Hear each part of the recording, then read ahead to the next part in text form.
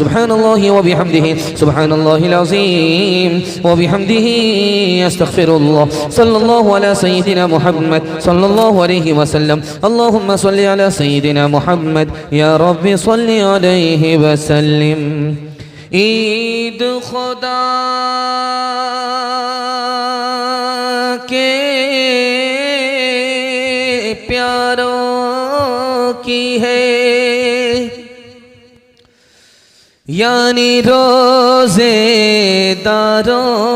की है। सब मेहनत मंजूर हुई है, हर कोशिश मंजूर हुई है। कर्ज उतरा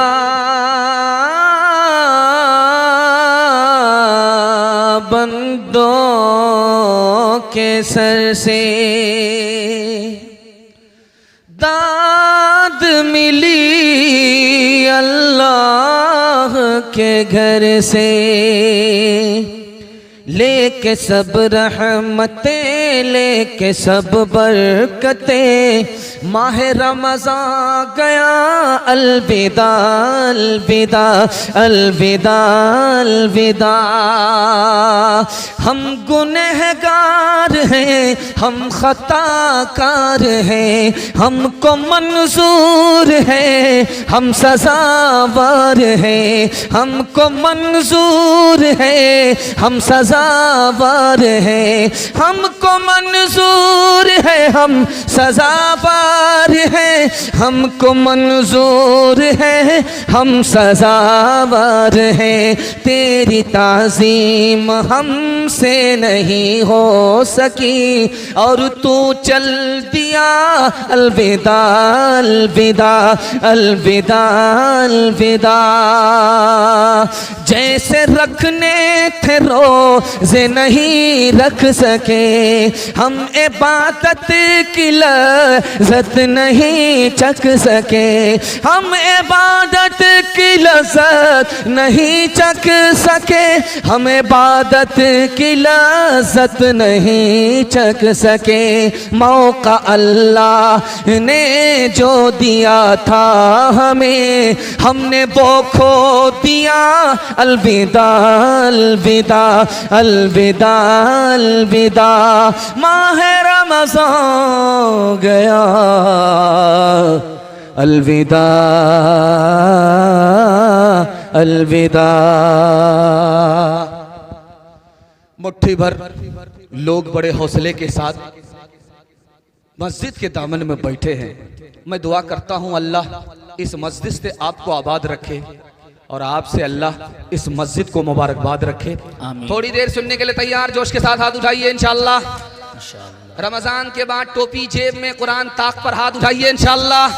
खैर माशाअल्लाह। 3 सवाल और पैगाम शुरू कर रहा हूं। अजीम मुकर्रिर, अजीम मेहमान, अजीम दोस्त हमारे आपके रूबरू होने जा रहे हैं। उनके लिए थोड़ा सा माहौल बन जाए, उस माहौल के लिए मैं थोड़ी देर आपका सामना करना चाहता हूं। 3 सवाल से आपके इस जलसे को मैं शुरू कर रहा हूं। मेरा पहला सवाल, ईद का दिन किसके लिए आता है? ईद का दिन किसके लिए होता है, किसके लिए नहीं? ईद का दिन किसके लिए आता है, किसके लिए नहीं आता? ये मेरा पहला सवाल है। दूसरा सवाल आपकी खिदमत में कि मुसलमान जब ईदगाह में जमा होते हैं, और माशाल्लाह ये ईदगाह का जलसा है, ईदगाह में जब मुसलमान जमा होते हैं तो ठीक उसी वक्त में आसमान में ऐलान होता है, उस मजदूर का बदला क्या है जिसने काम पूरा किया। वो मजदूर कौन है, वो बदला क्या है? ये मेरा दूसरा सवाल है। तीसरा सवाल, आखिरी सवाल आपकी खिदमत में कि रमज़ान चला गया, अभी कारी रुहुल्लाह साहब कह रहे थे कि रमज़ान चला गया। मैं दुआ करता हूँ अल्लाह हम सबको बार बार रमज़ान नसीब फरमाए, लेकिन कैसे पता चलेगा कि रमज़ान कबूल हुआ कि नहीं हुआ? एक लाइन में निशानी बता रहा हूँ। यह आखिरी सवाल है, सुनने के लिए तैयार? हाथ उठा दीजिए इंशाअल्लाह। 3 सवाल और पैगाम शुरू कर रहा हूँ। मेरा पहला सवाल था कि ईद का दिन किसके लिए होता है? हजरत अली रजी अल्लाह अन्हु फरमाते हैं कि जिसका रोजा कबूल हो गया, जिसकी नमाज मंजूर हो गई, ईद का दिन उसी के लिए आता है। सुभान अल्लाह। और जिस दिन खुदा की नाफरमानी ना हो, गुनाह ना हो, असल में वही ईद का दिन है। सुभान अल्लाह। दूसरा सवाल आपकी खिदमत में का था कि ईदगाह में लोग जमा होते हैं, अभी नमाज हुई नहीं, इमाम साहब इंतजार कर रहे हैं, लोग जमा हो रहे हैं। ठीक उसी वक्त में आसमान में ऐलान होता है, उस मजदूर का बदला क्या है जिसने काम पूरा किया। वो मजदूर कौन है, बदला क्या है, आपका सुन करके दिल खुश हो जाएगा। वो मजदूर कौन है? तो लिखने वाले ने लिखा, जिसने रमजान के दिन में रोजा रखा, रात में तरावी पढ़ी, मजदूर यही है, इसी को बदला मिलेगा। वो बदला क्या है कि अल्लाह इसके सारे गुनाह को माफ फरमा देता है। अब दिल पर हाथ रख करके आप बताइए कि जिसने रोजा नहीं रखा, तरावी नहीं पढ़ी, वो मजदूर है ही नहीं, उसको कहां से बदला मिलेगा। आखिरी सवाल आपकी खिदमत में था कि रमजान चला गया, कैसे पता चलेगा कि रमजान कबूल हुआ।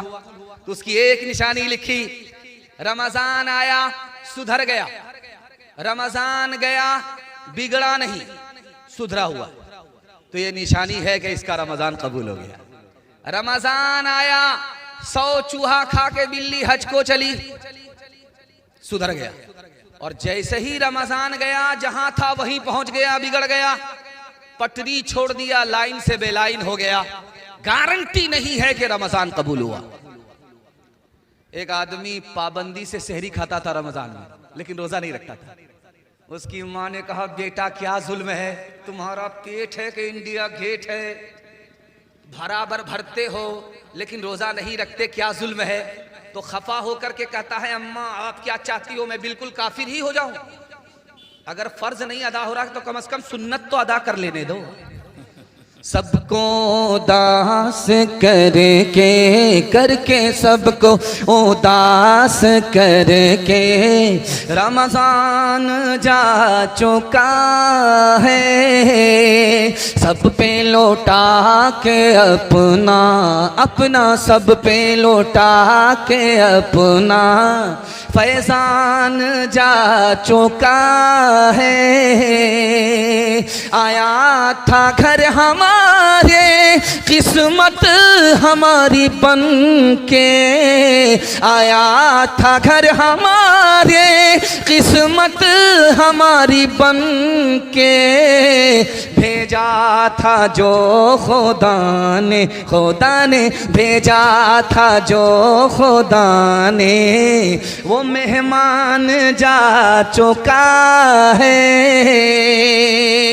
जितना अच्छा आपने सुन करके दिखाया उतना अच्छा मैं सुना नहीं सका।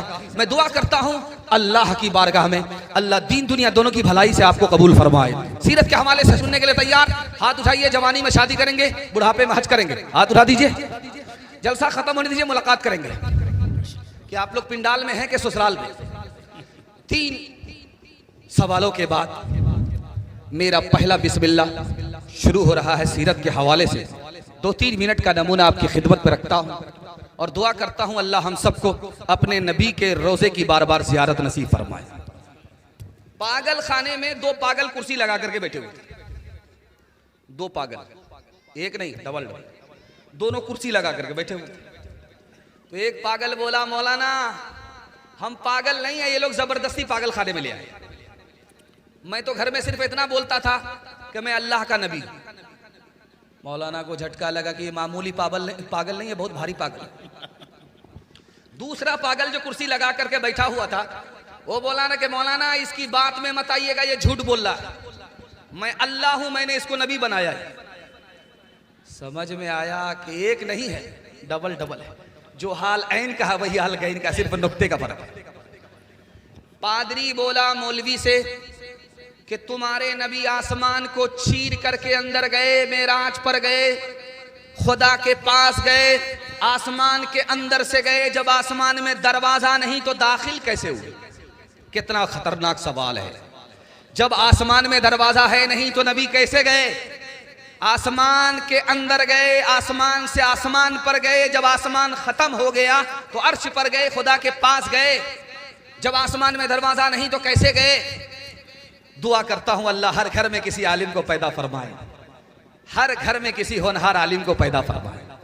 आलिम ने कहा कि आईना सामने होता है, चेहरा अंदर कैसे चला जाता है? लाजवाब। दूसरा सवाल कितना खतरनाक किया है सुनाता हूं सीरत के हवाले से। उसने दूसरा सवाल किया कि जब आसमान में दरवाजा है नहीं तो बाहर कैसे निकले? बाहर निकलने के लिए दरवाजा चाहिए, दरवाजा है नहीं तो बाहर कैसे निकले? तो आलिम ने जवाब दिया, कितना शानदार जवाब दिया, आपका दिल खुश हो जाएगा, कि तुम अपने बदन का एक्सरे कराते हो, एक्सरे लाइट बदन के अंदर से बाहर कैसे निकल जाते? तीसरा सवाल कितना खतरनाक था, उसका कितना शानदार जवाब दिया। इस पर मैं सीरत के पैगाम को खत्म कर रहा हूं। उसने कहा कि तुम्हारे नबी आसमान पर गए, आसमान से आसमान पर गए, अर्श पर गए, इतनी दूर गए, वहां से वापिस आए, इतनी दूर से वापिस आए, बिस्तर गर्म था। इतनी जल्दी इतनी दूर कैसे गए, इतनी जल्दी वापिस कैसे आए, बिस्तर गर्म है, ठंडा भी नहीं हुआ।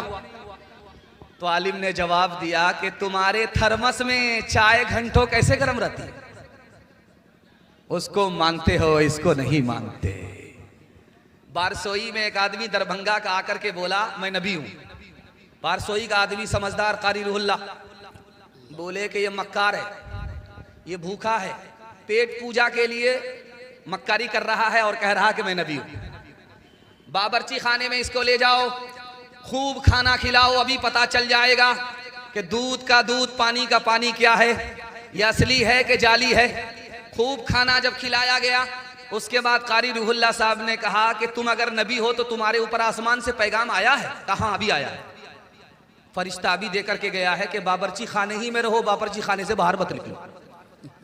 ऐ पेट तेरे वास्ते हम क्या से क्या बने, ऐ पेट तेरे वास्ते हम क्या से क्या बने, मेहदी बने, मसीह बने, मुक्तदा बने, बेशर्म तू नहीं भरा अपने ख्याल में, बेशर्म तू नहीं भरा अपने ख्याल में, नानक बने, कृष्ण बने और खुदा बने, नानक बने, कृष्ण बने और खुदा बने। मैंने गौर से देखा आपके पिंडाल को, तो मैं देख रहा हूं कि बूढ़ों की तादाद कम है, औरतों की तादाद उससे ज्यादा है, और जवानों की तादाद उससे ज्यादा है, और बच्चों की तादाद बहुत थोड़ी है। बच्चों के हवाले से पैगाम सुनने के लिए तैयार? हाथ उठा दीजिए इंशाअल्लाह। हर काम वक्त पर होगा, शादी बाद में करेंगे, हाथ उठाइए इंशाअल्लाह। खैर माशा।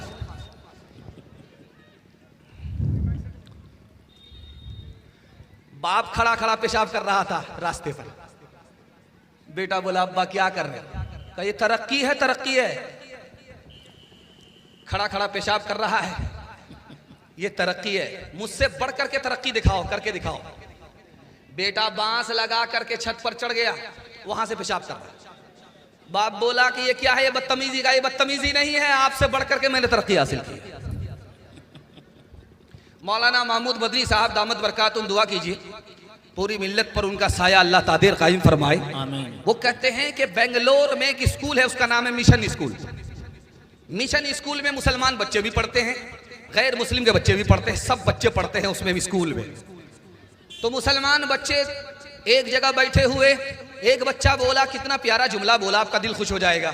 वो बच्चा बोला उसकी स्कूल में, मिशन स्कूल में बेंगलोर में, मुसलमान बच्चा स्कूल में बैठा, क्या बोला कि सब कुछ करने वाला एक अल्लाह है। क्या जुमला बोला, सुभान अल्लाह, दिल खुश हो जाएगा आपका। लेकिन दूसरा बच्चा मुसलमान का सुन करके क्या जवाब दिया, पैर के नीचे से जमीन निकल जाएगी, कलेजा मुंह को आ जाएगा। दूसरा बच्चा मुसलमान का सुन करके बोला नो गॉड इज थ्री, खुदा एक नहीं है, तीन है। इस घर को आग लग गई, घर के चिराग। मैं हाथ जोड़ करके आपसे एक बात कहता हूं, स्कूल में पढ़ाइए, शौक से पढ़ाइए, बारसोई में पढ़ाइए, किशनगंज में पढ़ाइए, कलकत्ता में पढ़ाइए, जहां भी पढ़ाना है पढ़ाइए, लेकिन स्कूल से पहले अपने बच्चे को मकतब मदरसे की तालीम दीजिए। अगर आपने स्कूल के हवाले कर दिया तो बच्चा आपका इंसान रहेगा, मुसलमान नहीं रहेगा। मौलाना अली मियां नदवी रहमतुल्लाह अलैह, दुआ कीजिए अल्लाह उनकी कब्र को नूर से भर दे। उन्होंने कहा कि अगर तुम बारसोई में रहते हो, काशीपाड़ा में रहते हो, बारसोई में रहते हो, और तुमको यकीन है कि मेरे मरने के बाद मेरा बच्चा मुसलमान नहीं रहेगा, काफिर हो जाएगा, मेरे मरने के बाद मेरा बच्चा मुसलमान नहीं रहेगा, काफिर हो जाएगा। मैं जब तक जिंदा हूं मेरा बच्चा मुसलमान है, जैसे ही मैं मरा मेरा बच्चा मुसलमान नहीं रहेगा। तो लिखा कि तुमको बारसोई छोड़ना पड़ेगा। बारसोई में एक दिन के लिए भी रहना हराम है, चाहे आसमान से सोना बरसे, जमीन से सोना उगले। जब ईमान ही नहीं बचेगा तो क्या बचेगा? कुछ भी नहीं बचेगा। इसलिए अपने ईमान को भी बचाना है, अपने बच्चों के ईमान को भी बचाना है इंशाअल्लाह। हाथ उठा दीजिए। डॉक्टर का फीस नगद, मदरसे का चंदा उधार। हाथ उठा दीजिए इंशाअल्लाह। मैं फांसी चढ़ाऊंगा। 2-4 आदमी को मैंने देख लिया, वो कन्या के भी मामू हैं, दुल्हा के भी मामू।